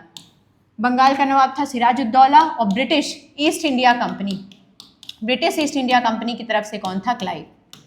क्लाइव। और बंगाल की तरफ से कौन लड़ रहा था? सिराजुद्दौला लड़ रहा था। क्लियर। अब आ जाते हैं बक्सर में। बक्सर की लड़ाई 1764 में हुई। बक्सर की लड़ाई में कौन था? बंगाल की तरफ से था मीर कासिम, अवध की तरफ से था शुजाउद्दौला, और दिल्ली का सुल्तान था शाह आलम सेकंड। और इन तीनों की सेना मिलकर लड़ी थी किसके खिलाफ? ब्रिटिश ईस्ट इंडिया कंपनी के खिलाफ। लेकिन इन तीनों की संयुक्त सेना भी ब्रिटिश ईस्ट इंडिया कंपनी के खिलाफ हार गई थी, और फिर हुई थी 1765 में इलाहाबाद की संधि। तो कब हुआ था बक्सर? 1764 में हुआ था बक्सर। याद रखिएगा कि बक्सर का युद्ध कब हुआ था? 1764 में हुआ था। क्लियर। पानीपत का तीसरा बैटल, यही पानीपत का तीसरा युद्ध है जो किसके किसके बीच हुआ? मराठों और अहमद शाह अब्दाली के बीच हुआ। पानीपत का थर्ड बैटल किसके किसके बीच हुआ था? मराठाओं और अहमद शाह अब्दाली। अहमद शाह अब्दाली। अहमद शाह अब्दाली कौन था? अफगानी था, तो कहीं कहीं अफगान भी लिखा होता है। तो मराठों और अहमद शाह अब्दाली के बीच क्या हुआ? मराठों और अहमद शाह अब्दाली के बीच 1761 में पानीपत का थर्ड बैटल हुआ। और वांडीवास का युद्ध कब हुआ? वांडीवास युद्ध हुआ 1760 में अंग्रेजों और फ्रांसीसियों के बीच। तो वांडीवास का युद्ध किनके बीच हुआ था? अंग्रेजों और फ्रांसीसियों के बीच हुआ था, जिसमें फ्रांसीसी हार गए थे और अंग्रेज जीत गए थे। तो इतनी चीज आपको याद रखनी, जीत हार भी याद रख लीजिएगा। प्लासी का युद्ध हुआ 1757 में। सिराजुद्दौला जो बंगाल का नवाब था और ब्रिटिश ईस्ट इंडिया कंपनी की तरफ से था, रॉबर्ट क्लाइव, जिसमें ब्रिटिश ईस्ट इंडिया कंपनी की जीत हुई थी और सिराजुद्दौला की हार हुई थी। बक्सर का युद्ध, बंगाल का नवाब था मीर कासिम, अवध का नवाब था शुजाउद्दौला, और दिल्ली का सुल्तान था शाह आलम सेकंड। इन तीनों की संयुक्त सेना मिलकर लड़ी थी ब्रिटिश ईस्ट इंडिया कंपनी के खिलाफ, लेकिन ब्रिटिश ईस्ट इंडिया कंपनी जीत गई थी और ये लोग, इन तीनों की सेना बक्सर के युद्ध में हार गई। फिर आता है पानीपत का तीसरा युद्ध 1761 में, और ये किसके किसके बीच हुआ था? मराठाओं और अहमद शाह अब्दाली के बीच, जिसमें मराठाओं की हार हुई थी और अहमद शाह अब्दाली की जीत हुई थी। और इसी युद्ध को कहा जाता है कि इस युद्ध के बाद ये डिसाइड हो गया था कि भारत में कौन राज नहीं करेगा, क्योंकि इतनी बुरी हार थी मराठाओं की। तो मराठा पानीपत का थर्ड बैटल किसके किसके बीच हुआ? मराठाओं और अहमद शाह अब्दाली के बीच 1761 में। वांडीवास का युद्ध कब हुआ था? 1760 में, अंग्रेजों और फ्रांसीसियों के बीच, और इसमें अंग्रेजों की जीत हुई थी और फ्रांसीसियों की हार हुई थी। तो वांडीवास का युद्ध कब हुआ था? 1760 में, याद रखिएगा। तो इस तरीके से जब हम पढ़ते हैं तो हमको बहुत सारी चीज़ें क्लियर हो जाती हैं। ये युद्ध कब हुए, किसके किसके बीच हुए, कौन जीता, कौन हारा, तो हमारी बहुत सारी चीज़ें एक ही जगह क्लियर हो जाती। क्लियर। तो ये चीज़ याद रखिएगा। चलिए आगे बढ़ते हैं। ये थे आपके क्वेश्चंस। इसी तरह की क्वेश्चन प्रैक्टिस हम डेली करेंगे आपके दिल्ली पुलिस कांस्टेबल के लिए। और हमारा प्रयास सिर्फ इतना है कि आप एमपी कांस्टेबल के लिए हमने एक सीरीज चलाई थी, जो बच्चा सामने मिल रहा है या जो बच्चा एग्जाम दे के आ रहा है वो प्रॉपर कमेंट कर रहा है कि मेरे 10 क्वेश्चन सही हुए, मेरे 15 क्वेश्चन सही हुए हैं, तो उन्होंने विश्वास रखा है। तो आपको भी विश्वास रखना है। ये सीरीज आपके एग्जाम तक कंटिन्यू रहेगी। बताइएगा क्लास कैसी लगी। आपके लाइक और कमेंट्स ये डिसाइड करेंगे कि इस सीरीज को कंटिन्यू करना है या नहीं। कमेंट करके बता दीजिएगा कि आप ये वीडियो देख कहाँ से रहे हैं, क्लास कैसी लगी, क्लास में क्या सुधार करने हैं। अगर क्लास अच्छी लग रही है तो चीज़ों को मोटिवेट कर दीजिए सामने वाले को, इतना ही बता के कि आप ये वीडियो कहाँ से देख रहे हैं, क्लासेस कैसी लग रही हैं। वीडियो को शेयर ज़रूर कर दीजिएगा उन सभी लोगों तक जो भी आपके आसपास हैं, दोस्त हैं, भाई बहन हैं, तो उनकी भी मदद हो जाएगी उनके जीएस को स्ट्रॉन्ग करने में। वो किसी भी एग्जाम की तैयारी कर रहे हैं वो मैटर नहीं है, क्योंकि जीएस हर एग्जाम में आता है। तो अगर वो इस वीडियो से आपको लाभ लग रहा है तो उनकी भी थोड़ी मदद हो जाएगी, तो उन तक शेयर कर दीजिएगा वीडियो। अगर इस क्लास में आप पहली बार आए हैं तो अगले वीडियो का नोटिफिकेशन आपको तब मिलेगा जब आप चैनल को सब्सक्राइब कर लेंगे। तो जाके चैनल को सब्सक्राइब करके बेल आइकॉन जरूर दबा लीजिएगा, तो अगले वीडियो का नोटिफिकेशन आपको मिल जाएगा। तब तक ऐसे ही रहिए, स्वस्थ रहिए, मुस्कुराते रहिए, पॉजिटिव रहिए। मिलते हैं जल्दी ही। जय हिंद, जय भारत।